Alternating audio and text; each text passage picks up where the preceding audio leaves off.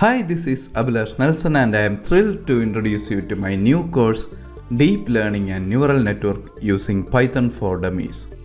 The world has been revolving much around the term machine learning and deep learning recently.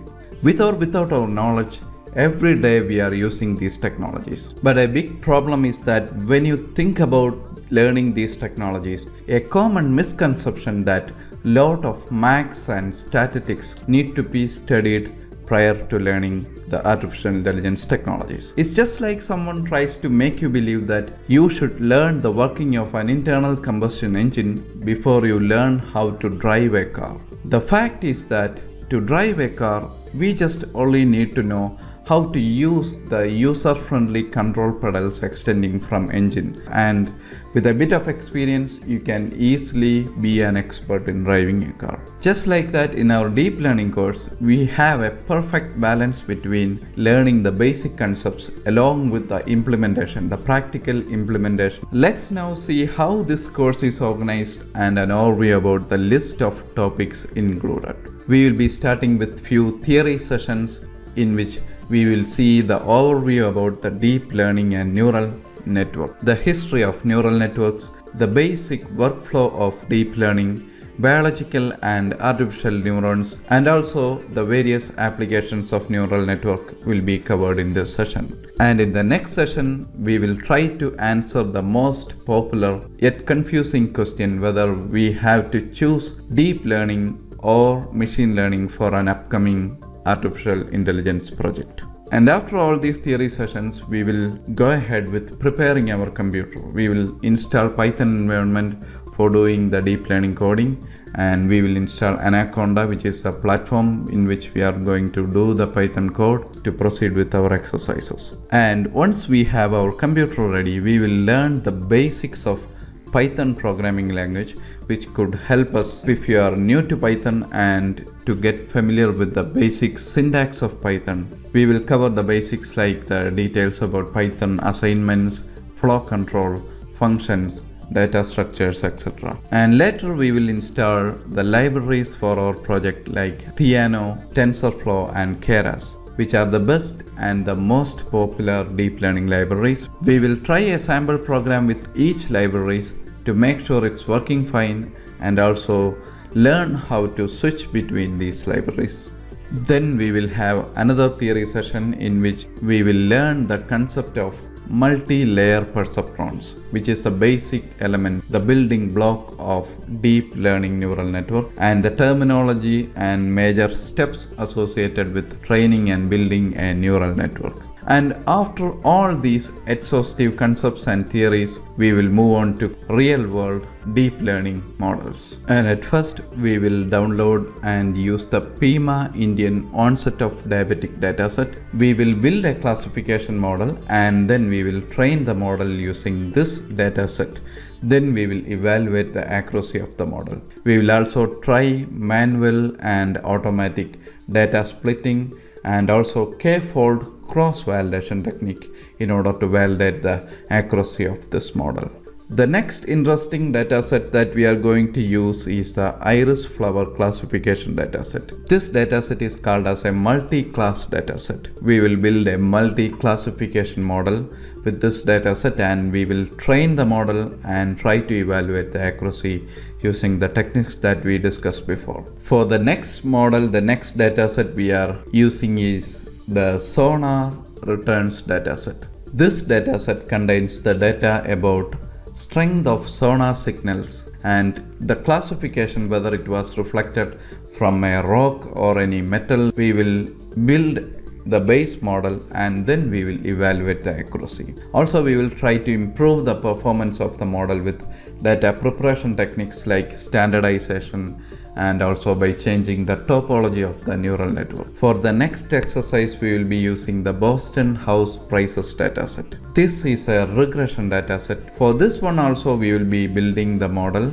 and we will try to improve the performance of the model with data preparation techniques like standardization and also changing the topology of the neural network. And from these projects you will come to know that we are spending our valuable time designing and training the model. So we will see how we can save the already trained designed and trained model structure to either a JSON or YAML file, and along with the weight as an HDF5 file. And later we will load these saved files and convert it back to a live trained model. We will try this for all the projects and all the dataset that we have learned so far.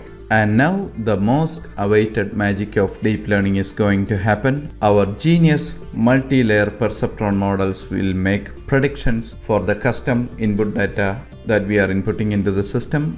The PIMA Indian model will predict whether I will get diabetic in future by analyzing my actual health statistics. And in the next model, the iris flower model, it will predict the correct species of the newly blossomed iris flower in my garden. Also, the prediction will be done with the sonar returns model to check if the data provided, the data we just provided, matches either a mine or a rock under the sea. And then with our next multi-layer perceptron model, the regression model, the Boston house pricing model, we will predict the median value of the cost of housing in Boston. Large deep learning models may take days or even weeks to complete the training.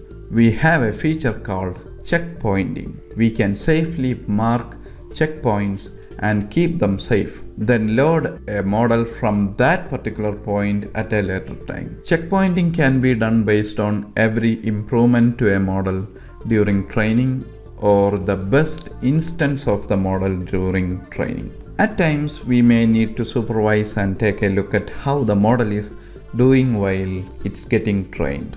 We can access the model's training history in Keras very easily, and if needed, we can visualize the progress using a graphical representation. Then we are going to deal with a major problem in deep learning, which is called as overfitting. It's been troubling the deep learning engineers since deep learning was introduced. We will learn how to include dropout regularization technique, which can prevent this overfitting problem. We will try to include this regularization to both visible as well as the hidden layers. And using Keras, we can control the learning rate of a model. Time-based as well as drop-based learning rate schedulers. We will be using a dataset called the ionosphere classification model to demonstrate this learning rate controlling feature. And that's all with multi-layer perceptrons. And in the sessions to follow, we will learn a powerful deep learning neural network technique called as a convolutional neural network, or CNNs. And during the CNN sessions, at first we will have an overview about the convolutional neural network and how it works, its architecture, and then we will proceed with some popular and interesting experiments with convolutional neural network. The major capability of deep learning techniques is the object recognition in image data. We will build a convolutional neural network model in Keras to recognize the handwritten digits. We will use the openly available MNIST dataset for this purpose. We will at first build a multi-layer perceptron based neural network, and later we will upgrade that to a convolutional neural network. And you know what? We are bold enough to do prediction with a handwritten digit using our MNIST dataset. We will take time to train the model, then save it, and later we will load it and do quick prediction with the already saved and trained model, just like how it's done by a professional deep learning engineer. We will then later try to improve the performance of this CNN model by making the network a bit larger. We will also try techniques like image augmentation, sample standardization, ZCA whitening, transformations like random rotations, random shifts and flips to our already augmented images, and we will finally save this augmented images as the next dataset for our later use. And then we will go ahead with another important and challenging project using CNN, which is the object recognition in photographs. We will use another openly available dataset called the CIFAR10. We will learn about this CIFAR10 object recognition dataset. We will at first create a simple convolutional neural network for object recognition. One more time we will have the guts to do a real-time prediction with the CIFAR10 dataset.